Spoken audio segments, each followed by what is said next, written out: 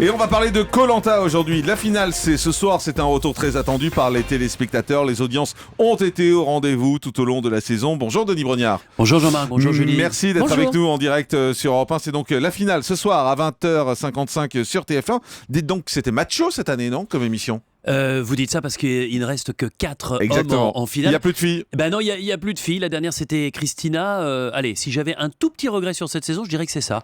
Parce que j'aurais aimé qu'il y ait des femmes jusqu'au bout, ce qui est régulièrement le cas. Mais comme vous le savez, on n'intervient pas sur les votes, sur les éliminations au Conseil tous les 3 jours. Voilà, donc à un moment, il y a eu une tentative des femmes au départ, je ne sais pas si vous vous souvenez, sur le premier conseil, de prendre la main. Elles avaient la possibilité de le faire parce qu'elles étaient en supériorité numérique. Elles ne l'ont pas réalisé parce qu'il y en a 2 qui se sont désolidarisés.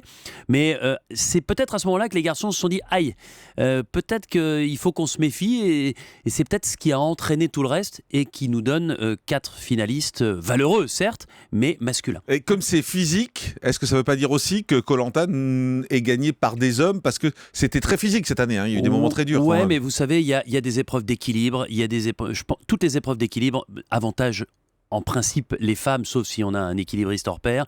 Les épreuves, vous savez, où il faut rester accroché, par exemple, sous la forme du conchon pendu, ce sont aussi des épreuves qui avantagent les gens qui sont légers, donc plus souvent les femmes. On essaye en tout cas d'avoir des épreuves qui sont aussi accessibles pour la victoire aux femmes, et on a des tas d'exemples de femmes qui se sont imposées. Amel a gagné Koh-Lanta, Clémence a gagné Koh-Lanta, Jade a gagné Koh-Lanta, Christelle a gagné Koh-Lanta, donc on peut gagner Koh-Lanta quand on est une femme. Pas cette année. Est-ce que cette saison vous a rassuré ?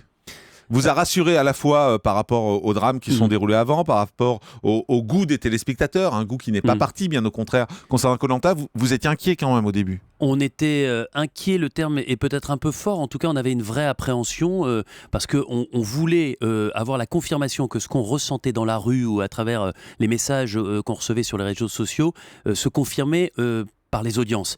Et quand on voit qu'on est à 7 300 000 téléspectateurs chaque vendredi soir, plus de 31% de part de marché, on est dans les chiffres qui sont les nôtres depuis plus de 10 ans maintenant. Donc ça nous a effectivement rassurés. Mais ce qui m'a encore plus rassuré, ce sont les messages des gens, ce sont les réflexions, ce que les gens ont pu me dire lorsque je les rencontre dans la rue. C'est-à-dire que vraiment, il y a encore un engouement très fort pour Koh-Lanta, une passion pour cette aventure qui nous a effectivement rassurés et qui nous donne envie de repartir et de continuer. Et pourtant, Denis Brognard, TF1, on a le sentiment qu'ils n'ont pas fait beaucoup d'efforts pour Koh-Lanta. En fait, vous avez été déprogrammé 2 fois pour mettre Danse avec les stars. Non, une fois pour Danse avec les stars, une fois pour le foot. C'était pas un peu frustrant malgré tout ? Pas du tout, parce que vous savez que c'est une émission en direct, Danse avec les stars. Donc comme il y avait effectivement un programme le samedi, il fallait le décaler au vendredi. Et pour le match de foot, c'est pas TF1 qui détermine les horaires. Ça et les vous a dates pas des gêné qu'on enlève comme ça de vendredi ? Non, franchement, en tant que téléspectateur, c'était un peu chiant. Non, mais je comprends que ce soit embêtant. Embêtant, pardon. Vous avez raison. Vous avez raison. Vous savez, ça me fait rigoler parce qu'il y a Jean-Claude Killy, vous connaissez, le champion de ski, qui est un fan de Koh-Lanta et qui m'a envoyé un petit message en me disant « Oh là là, qu'est-ce que c'est que ce match de foot alors que moi j'attendais Koh-Lanta ». Il y a plein de gens qui m'ont dit ça, mais c'est comme ça, c'est l'actualité, c'est pas la première fois. Et quand vous dites qu'on n'a pas fait beaucoup d'efforts à TF1, c'est la première fois qu'il y a eu une campagne publicitaire en 4x3 dans toutes les grandes villes. Mais oui, mais on a essayé de faire plein de choses, mais le fait que ce ne soit pas une émission en direct, eh bien, ça nous donne de temps en temps l'obligation de laisser passer un vendredi. C'était le cas vendredi dernier, mais je suis persuadé que les gens ont cette attente encore plus forte ce soir pour la finale. Alors justement, la finale c'est ce soir, il y aura une autre émission, après une autre saison ? Oui. Il y a une autre saison. Tournée ? Elle est tournée. Elle est bien ? Elle est formidable. Mais vous n'allez pas me croire parce que vous avez l'impression que je vends mon ce qui business. Est vrai aussi. Ce qui est vrai aussi, mais en plus c'est très frais dans ma tête puisque je suis rentré hier de tournage. 20 nouveaux candidats. C'est des anonymes, donc cette fois. Ce sont des anonymes de toute la France. Et je peux vous dire qu'il y aura beaucoup de rebondissements, pas mal d'imprévus, des nouvelles règles qui vont un petit peu chambouler tout ça. Franchement, on est tous rentrés. On était dans l'avion avec certains des candidats et avec certains collaborateurs de l'émission. Et on avait les yeux qui brillaient parce qu'on a l'impression vraiment d'être reparti dans une nouvelle histoire avec Koh-Lanta. Et vous savez, vous me parliez du retour difficile. Ouais. Le tournage que nous avons fait avec ces célébrités, enfin ces anciens candidats de Koh-Lanta, c'était un tournage un peu particulier Bien où sûr, nous retrouvions... une ambiance particulière. Et là, on est reparti et, avec cette équipe et on a pris beaucoup de plaisir à être avec ces 20 nouveaux candidats. Et je vous garantis, au premier semestre 2015, une très très belle aventure. Vous rentrez d'où ? Je rentre d'un pays d'Asie assez éloigné où le soleil est assez présent. Vous pouvez dire d'où maintenant que c'est tourné, non ?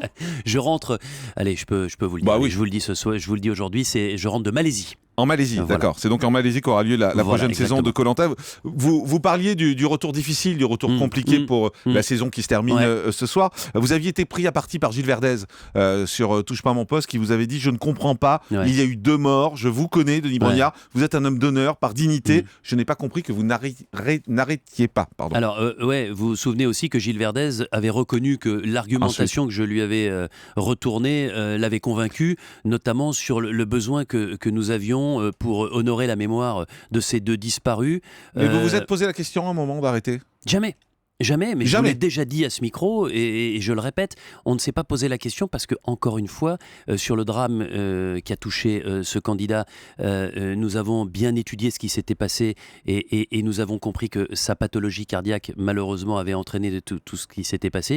Et puis mais vous-même, à un moment donné, même si on sait que c'est pas la faute de la production, mais vous n'êtes pas dit, voilà, c'est trop dur maintenant de continuer ? Non, je me suis pas dit ça et surtout, je me suis dit que pour honorer la mémoire de ces 2 personnes, Gérald et Thierry, mon ami médecin, il était important de repartir et c'est un sentiment partagé par l'intégralité de l'équipe de production qui était encore avec moi jusqu'à hier. Vous présentez beaucoup de magazines sportifs sur TF1. Vous avez envie de faire autre chose ? Écoutez, pour l'instant, c'est compliqué. Vous voyez, je termine Koh-Lanta ce soir avec mais là, il va y avoir une pause maintenant. Il va y avoir une pause, mais toutes les semaines, je suis sur Automoto.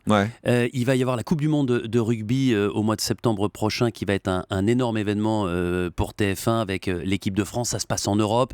La dernière fois, on était au bout du monde, donc avec le décalage horaire, c'était un peu plus compliqué, même si les audiences étaient formidables. Là, ça va me donner pas mal de pain sur la planche pendant toute cette année. Et puis ensuite, pourquoi pas réfléchir à d'autres choses ? C'est vrai qu'un magazine d'évasion... une espèce de nouveau concept qui pourrait englober un Ushuaïa, un magazine de découverte du monde sans forcément partir avec des candidats prêts pour l'aventure. C'est quelque chose qui pourrait éventuellement m'intéresser. Vous y travaillez ?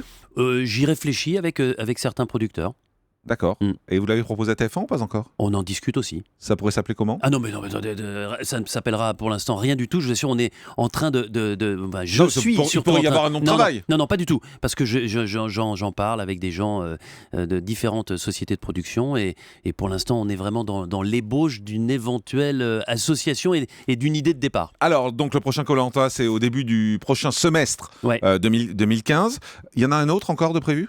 Ah bah écoutez, ça je sais pas. Et ce sera vous ? Je sais pas. Et j'espère. Oui, vous continuez. J'espère. Ah bah moi je suis toujours prêt comme les scouts. Il n'y a pas de fatigue au bout d'un moment, il n'y a pas d'usure, il n'y a pas de lassitude ? Non, franchement il n'y en a pas et je vous dis, le fait d'avoir eu cette interruption, de repartir avec les anciens, puis cette nouvelle saison, ça nous a revigoré et ça nous donne encore plus envie de repartir. Denis Brognard est avec nous sur Europe 1, on fait une pause et on se retrouve dans un instant avec Faites le Terre. Restez avec nous, c'est Europe 1.